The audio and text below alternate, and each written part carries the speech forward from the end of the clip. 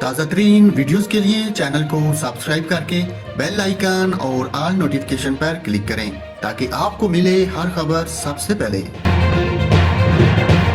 ناظرین، عید الفطر ایک اہم مذہبی تہوار ہے جسے پوری دنیا میں بسنے والے مسلمان رمضان المبارک کا مہینہ ختم ہونے پر مناتے ہیں۔ آسٹریلیا کی جانب سے عید الفطر کی تاریخ کا باضابطہ طور پر اعلان کر دیا گیا۔ تفصیلات کے مطابق آسٹریلیا دنیا کا پہلا ملک تھا جہاں رواں سال کے رمضان المبارک کا چاند سب سے پہلے نظر آیا تھا، جبکہ آسٹریلیا ہی عید الفطر کی تاریخ کا سب سے پہلے باضابطہ اعلان کرنے والا ملک بھی بن گیا۔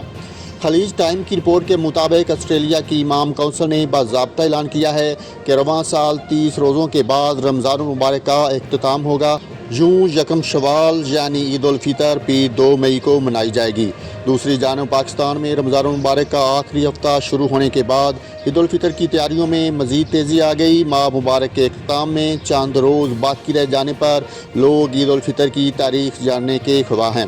اس حوالے سے ماہرین فلکیات کی جانب سے رپورٹ جاری کی گئی۔ رپورٹ کے مطابق پاکستان میں عید الفطر کا چاند 2 مئی بروز پیر کو نظر آنے کا امکان ظاہر کیا جا رہا ہے۔ اتوار یکم مئی کو ملک کے کسی علاقے میں چاند نظر آنے کا امکان نہیں ہے۔